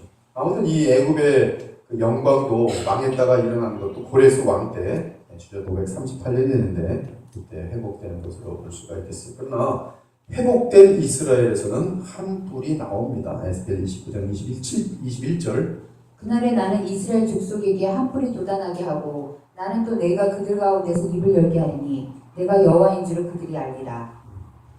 네, 그래서 30장에 보면 주전 586년의 예언인데요. 애굽은 꺾일 것이죠. 애굽은 갈그미스 전투에서 이제 망하게 된 그런 것들을 다 보여주고 꺾이는 것을 보여줍니다. 31장에 보면 이제 주전 586년 바로 그 멸망하던 그 해에 대한 예언입니다. 이제 예언을 받는데 계시를 받는데 먼저 과거에 있었던 아수르 멸망의 원인을 언급함으로 애굽의 심판이 애굽을 향한 심판이 설명되고 있어요. 그래서 이때 예언을 받은 건 이제 애굽이 왜 멸망하는가 바로 아수르처럼 교만하고 그렇죠? 하나님의 백성을 괴롭히고 이런 것들을 내용하고 있어요. 그리고 32장 계속 애굽에 대해서 주전 586년에 또 계시를 받는데 바벨론 왕의 칼로 인해서 애굽이 이제 망하게 되는 것을 보여줍니다. 그래서 할례받지 못한 민족들은 죽음으로 들어가는 것을 보여주고요. 그리고 33장에 보면 이제 경계병에 대한 얘기를 해요. 그래서 에스겔이 너는 경계병이다. 그래서 나팔을 불어할 책임이 있다. 하나님의 마음은 주의 백성이 회개이기 때문에 너는 계속 외쳐라. 파수꾼처럼 외쳐라. 한번 볼까요? 37절이야. 인자야 내가 너를 이스라엘 족속의 파수꾼으로 삼음이 이와 같으니라. 그런즉 너는 내 입의 말을 듣고 나를 대신하여 그들에게 경고할지어다. 너는 그들에게 말하라. 주 여호와의 말씀이니라. 나의 삶을 두고 맹세하노니 나는 악인이 죽는 것을 기뻐하지 아니하고 악인이 그의 길에서 돌이켜 떠나 사는 것을 기뻐하노라. 이스라엘 족속아 돌이키고 돌이키라. 너희 악한 길에서 떠나라. 어찌 죽고자 하느냐. 만일 악인이 돌이켜 그 악에서 떠나 정의와 공의대로 행하면 그가 그로 말미암아 살리라. 네, 참된 회개의 증거는 여기 나오는데 악에서 떠나 정의와 공의로 행하는 것이 그리하면 살리라. 그리고 그 약속의 땅에 거하려면 거룩해야 된다. 거룩해야 된다. 폐허에서 남은 자들은 거룩한 땅에 들어갈 것이다. 남은 자들은 이제 회개하고 거룩한 땅에 들어가고. 34장은 이제 참목자와 거짓 목자에 대한 내용인데요. 쭉 읽어보는 것 자체가 큰 은혜가 돼요. 요한복음 10장에 예수님께서는 내가 참 목자라, 선한 목자라 이렇게 말하죠. 34장은 참 목자가 누구고 거짓 목자가 무엇인지를 알려줍니다. 주 여호와께서 이같이 말씀하시되 내가 목자들을 대적하여 내 양떼를 그들의 손에서 찾으리니 목자들이 양을 먹이지 못할 뿐 아니라 그들이 다시는 자기도 먹이지 못할지라. 내가 내 양을 그들의 입에서 건져내어서 다시는 그 먹이가 되지 아니하게 하리라. 목자가 양 가운데 있는 날에 양이 흩어졌으면 그 때를 찾는 것 같이 내가 내 양을 찾아서 흐리고 캄캄한 날에 그 흩어진 모든 곳에서 그것들을 건져낼지라. 가짜 목자들은 양을 먹이지도 않고요. 오히려 그 양을 자기가 잡아먹어요. 15절 내가 친히 내 양의 목자가 되어 그것들을 누워있게 할지라. 주 여호와의 말씀이니라. 내가 한 목자를 그들 위에 세워 먹이게 하리니 그는 내 종 다윗이라. 그가 그들을 먹이고 그들의 목자가 될지라. 이것은 이제 다윗 이야기는 이제 거꾸로 올라가는 것인데 바로 다윗에게서 오실 다윗의 아들 예수 그리스도를 말하는 것이, 그래서 그를 통해서 그들의 하나님이 되고, 그렇죠? 내 종 다윗은 그들 중에 왕이 되는 것이죠. 25절. 내가 또 그들과 화평의 언약을 맺고 악한 짐승을 그 땅에서 그치게 하리니 그들이 비밀의 평안이 거하며 숲을 가운데서 잘지라. 내가 그들에게 복을 내리고 내 산 사방에 복을 내리며 때를 따라 소낙비를 내리되 복된 소낙비를 내리리라. 내 양 곧 내 초장의 양 너희는 사람이요 나는 너희 하나님이라. 주 여호와의 말씀이니라. 35장은 에돔에 대한 그런 또 계시고요. 36장은 이스라엘 산들이 이제 가나안 땅에 포로가 돼서 피어 있지만 나중에 다시 다 회복될 것을 이제 얘기한 내용인데요.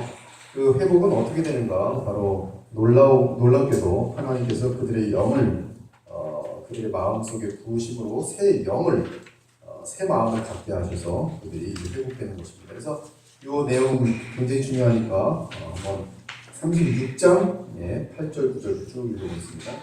그러나 너희 이스라엘 산들아 너희는 가지를 내고 내 백성 이스라엘을 위하여 열매를 맺으리니 그들이 올 때가 가까이 이르렀습니다. 내가 돌이켜 너희와 함께하리니 사람이 너희를 갈고 심을 것이며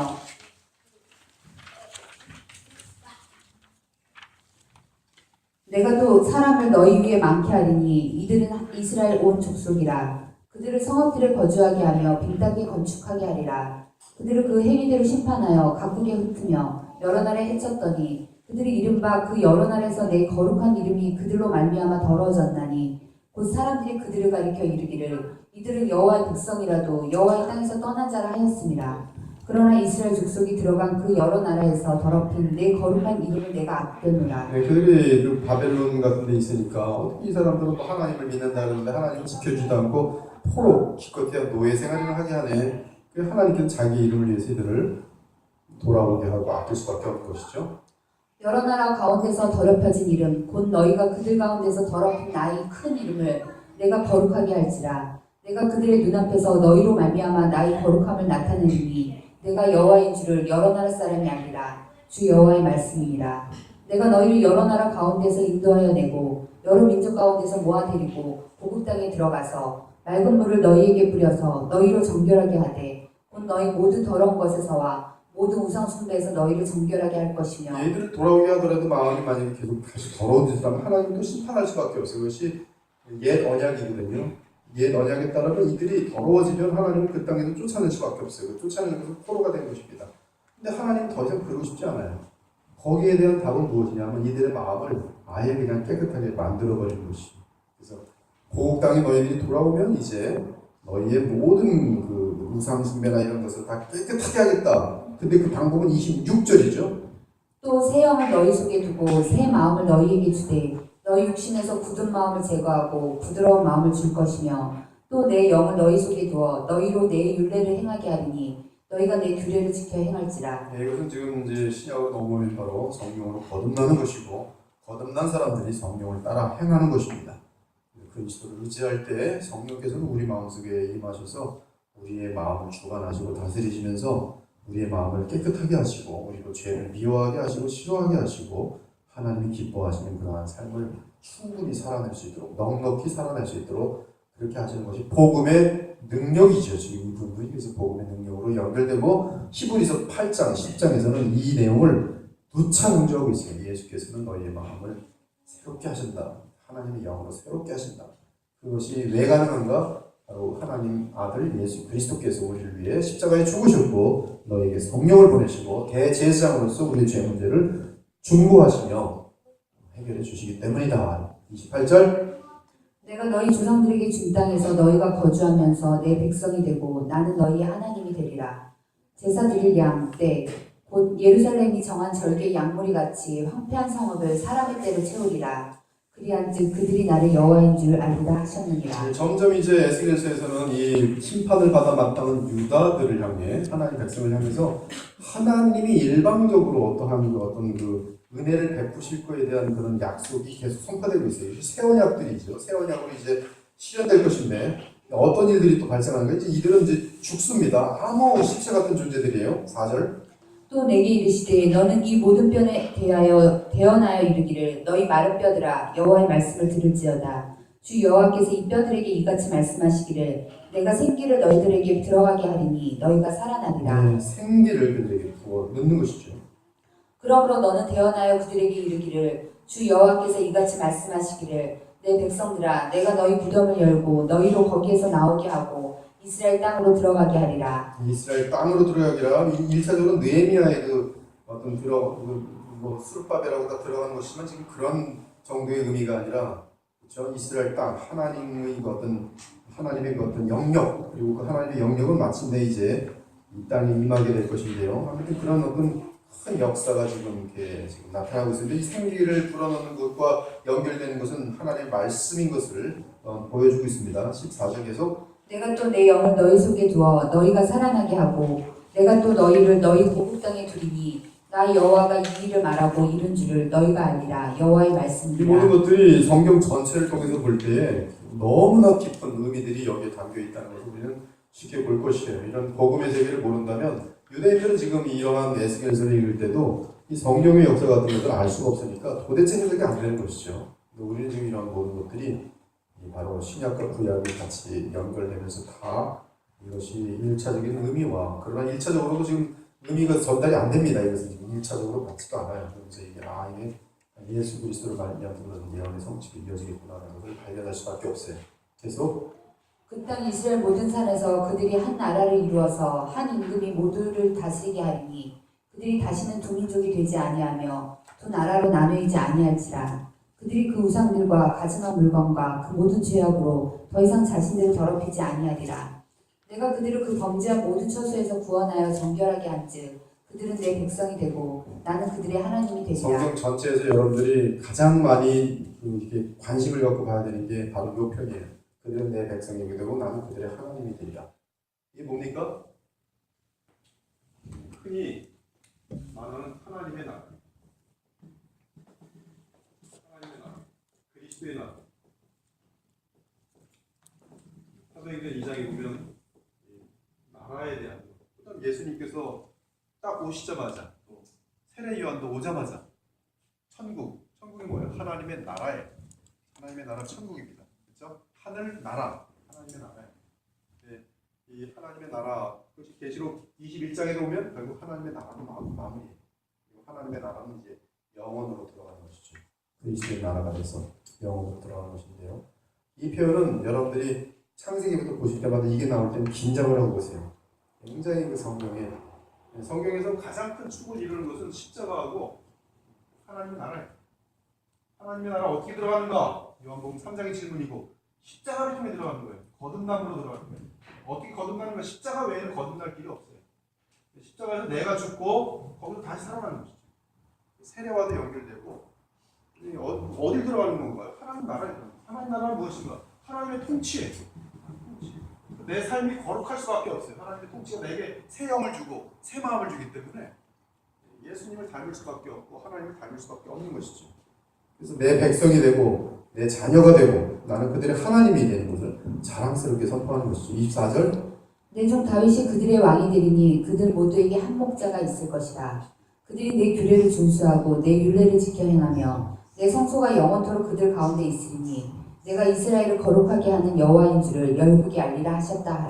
그 다음에 38장에 보면은 이 마곡 땅의 고광은 로스메색 두발의 왕인데요.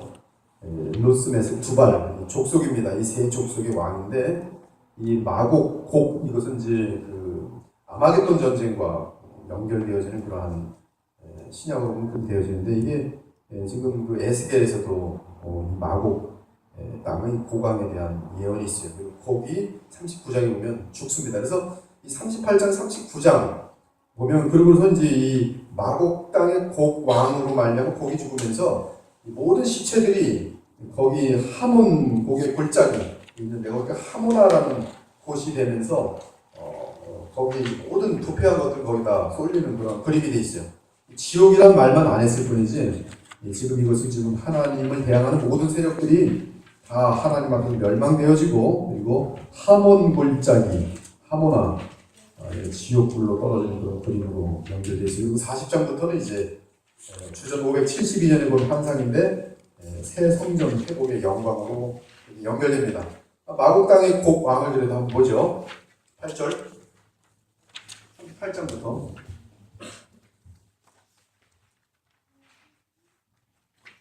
38장 마곡 땅의 곡 왕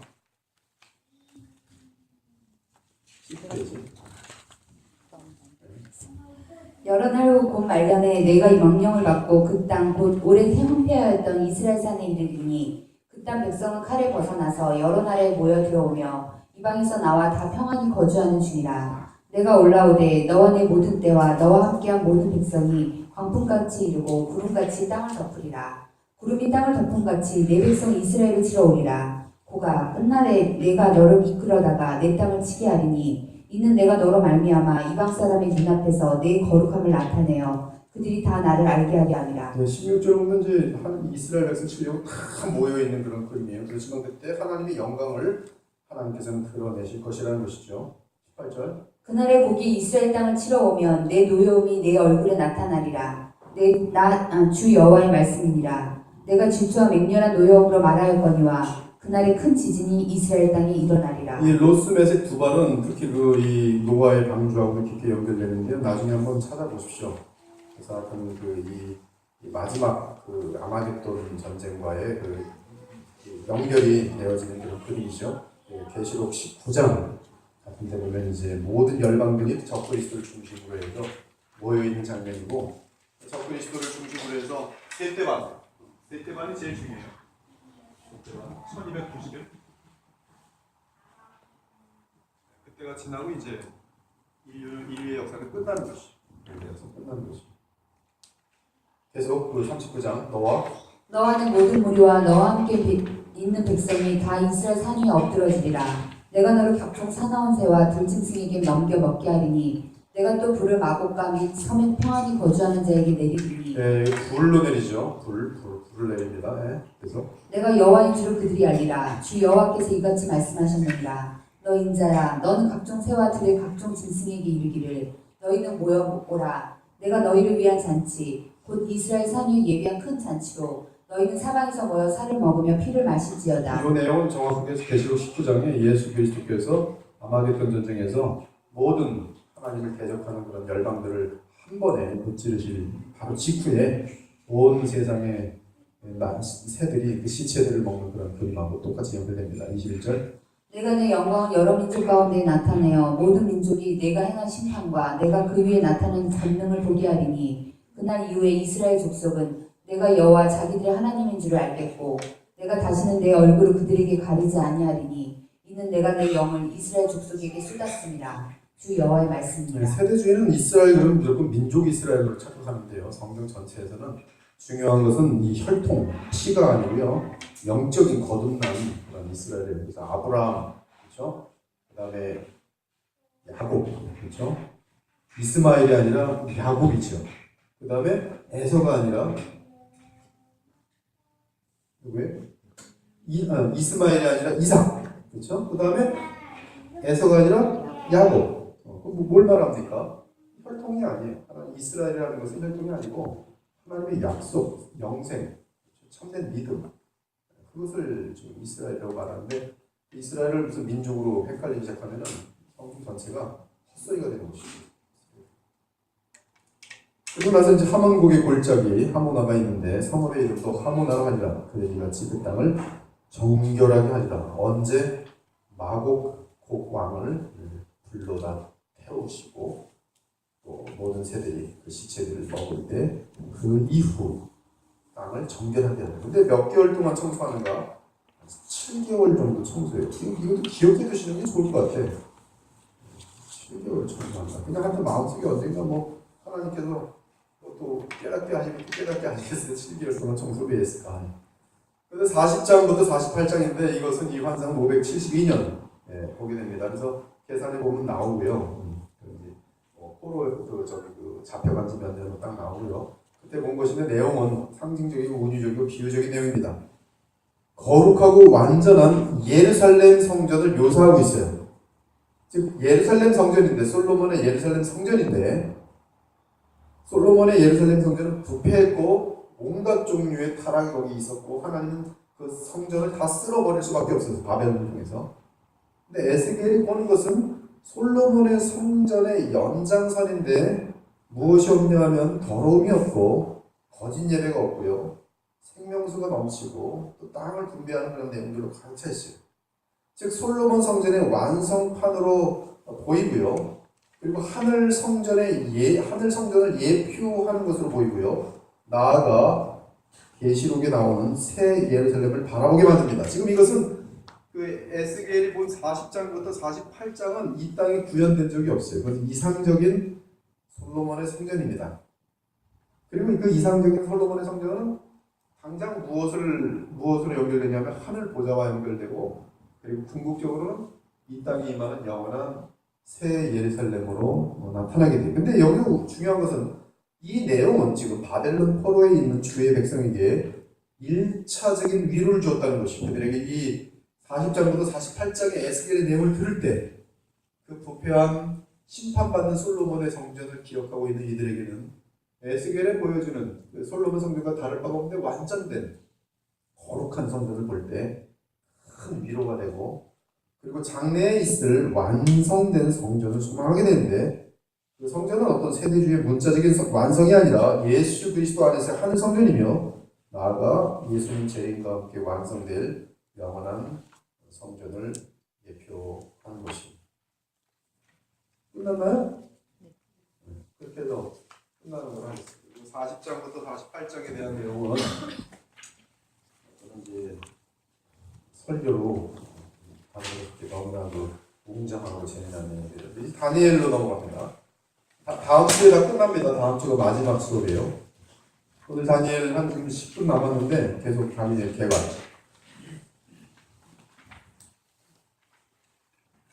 다니엘은 제가 제일 귀하게 여기는 책 중에 하나고 다니엘은 인류 역사 끝까지에 대한 그 예언을 다 담고 있어요. 그래서 여러분들이 다니엘의 전문가가 되면은 에스겔도 지금 마곡 이런 것들 곡왕 그걸 본 것처럼 계시록하고 너무나 기가 막히게 연결되어 있는데 다니엘은 이것은 다니엘이 그 임봉되어 있다가 계시록도 열려요. 그래서 이 다니엘서는 예언과 관련돼서는 그 성경 전체를 관통하는 데 대단히 중요한 내용이겠습니다. 다니엘은 지금 605년 이때 이제 여호와킴과 함께 바벨론으로 이제 끌려가고 그리고 나서 이제 곧바로 사역을 하게 되는데요. 다니엘은 저자는 다니엘이고요. 유다의 왕족이었으며 느부갓네살의 제1차 예루살렘 공격 때 주전 605년 여호와킴 포로가 되어 바벨론으로 끌려갑니다. 시간과 장소는 이 책의 내용이 포함하고 있는 시간은 여호와킴이 왕이 된 지 3년째 곧 주전 605년부터 고레스가 왕이 된 지 3년째가 되는 해까지 예언 활동을 하였어요. 고레스가 왕이 된 지 3년째가 되는 해까지 예언 활동을 하였어요. 대략 73년인데 605년부터 주전 532년까지입니다. 다니엘의 장소적인 배경은 바벨론 성이 굉장히 주가 되고요. 그 다음에 엘람성에서 이제 계속적인 그런 어떤 그리스까지 또 역사 끝까지 적그리스도로 다니엘은 신기하게 어디로 계속 이 예언이 반복되면서 점점 구체화되는데요. 이게 이제 예언의 이 확장 방법이에요. 이게 지금 되게 중요한 걸 제가 말씀드릴 텐데요. 다니엘에서 이 적그리스도에 대해서 보는 방법이 2장에서 나오고요, 7장에서 나오고, 8장에서 나오고, 또 11장에서 나오는데요. 그 내용이 그 적그리스도에 대해서 11장에서는 너무너무 많은 내용이 담겨 있고요. 8장에서는 이만큼 담겨 있고, 또 7장에서는 이만큼 담겨 있고, 2장에서는 이만큼 담겨 있고 그래요. 요 사람에 대해서 다루는데 이렇게 다루고 있어요. 종말을 다루는 데 있어서 맨 처음엔 인이 있어요. 마지막 7인이 종말의 부분 이만큼 나눠요. 그 다음에 7번째 나팔은 종말의 이만큼을 나눠요. 그 다음에 7인은 마지막 순간이에요. 마지막 순간에 다 다릅니다. 그래서 이게 다 같은 그런 어떤 패키지인데 이런 어떤 반복적인 그런 어떤 그림으로 마지막의 모습 아니면 여기 적그리스도의 모습에 대해서 집중적으로 멀리서 본 적그리스도, 좀 더 가까이서 봤더니 이런 적그리스도, 더 가까이서 봤더니 이런 적그리스도. 이것이 다니엘은 너무나 자세히 나오고 계시록을 볼 때도 그 인류의 역사의 끝이 멀리서 볼 때 이렇게 보이고 일곱째 인. 그다음 두 번째 가서 봤더니 일곱째 이 나팔로 쫙 보이고 일곱째 나팔 마지막 나팔의 일곱 대접 쫙 보이면서 인류의 그 어떤 끝에 부분이 팍 우리가 카메라 보면 그 이 뭐라 그래 조명 주민 쫙 할 때 그하고 거의 같은 개념인 것을 알 수 있어요. 아무튼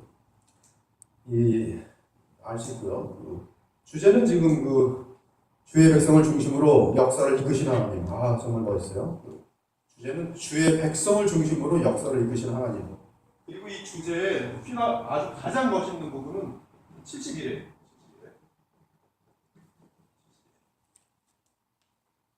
내온 이스라엘을 위해 하나님께서 정하신 71회. 한 1회는 7년인데요. 71회는 하나님의 백성을 중심으로 한 구속사라고 할 수 있겠어요. 언제부터의 구속사인가? 예루살렘, 바벨론 포로로부터 그들이 예루살렘을 중건하라고 고레스 왕이 선언한 그때부터의 70일. 70일은 인류 역사 전체를 다 덮고 있습니다. 근데 그 이래들은 이제 기간별로 이렇게 있어요. 그래서 처음에 보면 무슨 6일에가 있고, 뭐 63, 69일에 70일에 어떻게 되는 거예요? 62일에 있고, 그렇죠? 62일에 있고 마지막에 1일에. 그래서 또 70일에가 되죠. 이때 보면 요 일의 사이는 우리가 알 수가 없는 기간들이 있어요. 우리가 세때반이라고 성경은 말하지 않고 반드시 한때, 두때, 반때라고 되어 있어요. 한때, 두때, 반때. 합치면 세때반. 마지막 세때 반에 해당되는 것은 날짜로 말합니다. 이 날짜로 말하는 것은 끊어지는 것이 아니에요. 그냥 그대로 어떤 3년 반 정도의 기간 정확히 얘기되는 것인데, 그러나 이제 그 예수님의 어떤 이 구속사가 진행되는 동안에 한때, 두때, 이러한 어떤 반복되는 이것은 지금 하나님의 백성들이 핍박받는 그런 것들을 나타내거든요. 그래서 예를 들어서 로마 시대 같은 때 보면 하나님의 백성들이 숨을 곳이 없어서 카타콤에 있을 수밖에 없었고, 그렇죠? 또 얼마든지 우리나라만 하더라도 일제 시대 같은 때는 기독교인들이 참 많은 핍박을 받았고, 공산주의자들에 대해서도 얼마나 많은 핍박을 받았고, 이러한 것들이 보면 역사 속에서 또 중세 시대 때 복음을 아는 자들은 감당할 수 없는 그런 핍박을 많이 받았고요. 이런 것들이 보면 이게 때로 나가죠. 한때하고 두때 사이에 이게 얼마나 기간인지 알 수가 없어요. 세때반 그랬으면 이제 우리가 알 수 없는 어떤 기간 정도로 보면 되는데, 그래서 바벨론 왕 느부갓네살에 대해서는 7대 그냥 그래요. 7대 끊어지지 않는 기간입니다. 그래서 이런 것들도 우리가 좀 마음속에 좀 참조해야 되고요. 이것도 지금 71회를 말할 때 71회 그러면 끊어지지 않는 기간일 텐데, 71회에 대해서 뭐냐면 다시 들어가 보면 6일회가 있고 그 다음에 62일회가 있고 마지막 한 일회가 있어요. 근데 이 기간 사이는 우리가 알 수가 없는 거예요. 그걸 알지 못하면 이걸 가지고 계속 연결된 줄 알고 숫자적으로 계산하니까 안 맞는 거예요 도대체. 이게 1년이라 했으면 한때가 7년인데 벌써 계산해 보면은 이게 중건이 발표된 데부터 이 분명히 예수 그리스도의 십자가의 죽으심인데 별 방법을 하다 안 되니까 이때는 시작이 이건 예루살렘 중건 때가 아니라 무슨 다른 때다 이렇게 막 앞뒤로 막 움직이게 되는 것이죠. 왜? 연결된 줄 알고 있으니까. 근데 이건 연결된 게 아니라 중간은 우리가 알 수 없는 기간이 있는 것으로 볼 때는 전혀 대단한데 하자가 없는 것이죠. 아무튼 71회는 이스라엘이 하나님께 정하신 71회인데요. 71회는 하나님 백성을 중심으로 구속사라고 할 수 있어요. 그러나 중간에 끊어집니다. 처음 7일에는 예루살렘을 재건하라는 조서가 반포된 때부터 재건축이 완성된 때까지다. 그리고 그 이후에 일단 7일에 있고 62일에 있고 한 일회가 마지막 일회가 있는데, 그 중간의 계산은 우리가 알 수 없는 거예요. 그건 이제 끼워넣으면 되겠죠. 그 다음 62일에 433일인데 예루살렘의 재건축이 완성된 때부터 메시아가 끊어질 때까지, 마지막 일에는 복음이 모든 열방에 전파된 후에 찾아오는 일회로서 적그리스도가 이스라엘과 언약을 세울 때이며, 현재 은혜 시대의 마지막 7년이 첫 번째 절반은 온 세계와 언약을 맺는 적그리스도고요. 두 번째 절반은 대환란의 때겠어요. 대환란의 때. 69일에와 마지막 일의 사이에 삽입된 이 기간을 가지고 메시아 시대, 지금 성령 시대, 지금 예수 그리스도께서 만왕의 왕이시고 만유의 주이신 시대가 되겠습니다. 지금 시대입니다. 세대주의는 지금은 교회 시대라 해서 구약에서는 알 수 없었던 시대인데 집어넣었다는데 그건 전혀 틀린 얘기고요. 중심 사상은 이 땅의 모든 인간 정보들을 다스리는 하늘의 하나님에 의한 하늘이 통치는 그리스도의 나라에서 완성될 것이다. 그리스도의 중심 및 부활 안에서 옛 창조가 끝나고 새 창조가 시작되었다. 그 나라는 그리스도께서 부활 승천하신 후 성령을 보내심으로 공적으로 시작되었는데 주께서 재림하실 때 주를 대적하는 모든 열방을 부수고 이 땅에 새롭게 서게 될 것이다. 그때 그리스도의 나타나심으로 하나님의 영원한 왕국은 세워질 것이다. 단락 9분. 하나님의 택하신 자들의 타락의 결과 바벨론으로 포로가 되었어요. 하나님의 택하신 남은 자들이 포로 가운데 있습니다. 그들은 포로 생활 속에서도 사탄의 계략과 공격을 이겨내고 승리합니다. 귀신에게 바쳤던 음식을 먹지 않고도 승리하고 느부갓네살의 꿈에 있던 거대한 형상, 그것을 해석합니다. 거대한 형상은 인류 역사 전체에 걸친 인간 정부의 총체 및 작은 노래에 의한 파괴죠. 우상숭배의 유혹에 대해 승리하죠. 불합 강야에 서 있는 그 신상에 대해서 느부갓네살 신상에 절하지 않는 사드락과 메삭과 아벳느고의 승리입니다. 사드락과 메삭과 아벳느고는 그 바벨론 우상 숭배 이름이에요. 그래서 우리는 사드락과 메삭과 아벳느고라고 외우는 것보다는 원래 이름. 다니엘은 이제 벨드사살이라는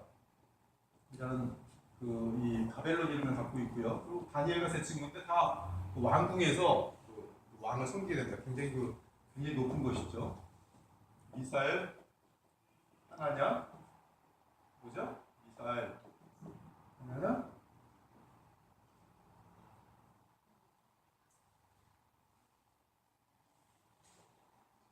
미사엘, 하나냐, 아사라. 이게 이 이름으로 하면 돼요. 이거 어떻게 왜냐면 미사엘 하나 가지고 되겠느냐, 아사라 이렇게 하면 돼요. 미사엘 하나냐, 아사라. 이렇게 하면 돼요. 그래서 여기 뭐 어렵지 않아요. 옛날에 그 시부리오일 때 다 이렇게 시와 딱 모여서 시면 이렇게 하여튼 다 연동시켜서 따봐요. 그냥 안 외워집니다. 말을 하나씩 계속 만듭니다. 뭐든 만듭니다. 그래서 그 말을 이제 외워가지고 그 말에 의해서 이제 발음이 탁 되면 그 발음의 뜻은 이것이다 이렇게 연동돼. 저든지 외울 때 이런 것들도 그냥 외우기 어렵잖아요, 그렇죠? 하나. 근데 갑자기 미사일 하나냐 아서라 그러면 그냥 끝나버려요. 하늘의 하나님에 의한 이 세상 통치, 느부갓네살의 7대 동안 정신병자가 되어 있었던 사건들이고 하나님을 대항하며 모독하는 자의 비참과 몰락, 그거는 이제 벨사살 왕이죠. 하나님을 경배하는 자를 지키시는 그리스도, 바로 그 다니엘의 사자굴 사건이고요. 믿음으로 충성을 입증한 다니엘에게 주신 하나님의 이상들, 지중해에서 나오는 내짐승에 관한 이상, 바벨론과 바사와 그리스도와 로마 제국을 이어가는, 그리고 로마 제국에서 열왕 중에서 네 번째 그 왕이 일어나면서 세 뿔을 꺾고 작은 뿔이 등장되는 그런 내용들, 이런 것들이 이제 인류 역사 속에서 우리가 다 보게 되는 그 내용들이에요. 그래서 그 내용 다시 한번 점점 축소되면서 그리스의, 그렇죠? 그리스 나라의 알렉산더 대왕이 있고 그 이후에 네 왕조로 나뉘는 장면, 그리고 그 네 왕조 중에서 그 안티오쿠스, 그렇죠? 그 다음에 안티오쿠스하고 뭐예요 또? 프톨레미 북왕과 남쪽 왕의 전쟁들, 그런 내용들이 이제 계속 그 8장, 11장 같은 경우는 이제 그 내용으로 가득 차 있는 것이죠. 그래서 그 내용이 근데 왜 나오는가? 그 내용에서 계속 집중되는 게 이 말씀드리거든. 하나의 어떤 뿔이 있어요, 뿔. 이 뿔이 뭘 하냐면 하나님을 향하여 그 더러운 말을 하고 하나님의 백성들을 향해서 엄청난 핍박을 해요. 이 핍박을 하는 게 바로 세 때만, 한 때, 두 때만.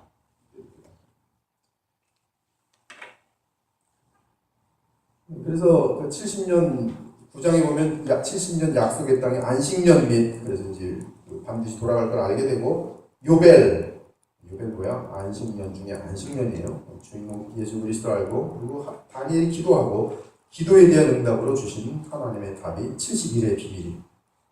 70일에 대한 비밀은 안티오쿠스 4세에 대한 내용으로 막 집중됩니다.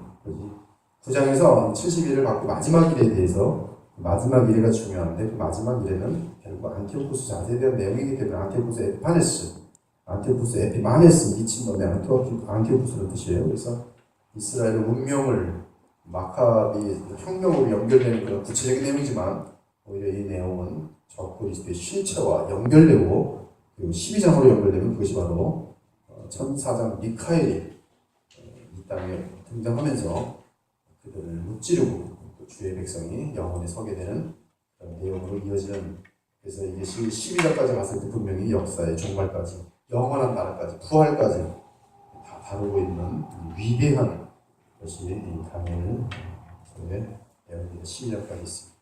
다음 주 계속 7번부터 각장 요약까지 해서 마무리하도록 하겠습니다. 마치고 기도를 마치겠습니다.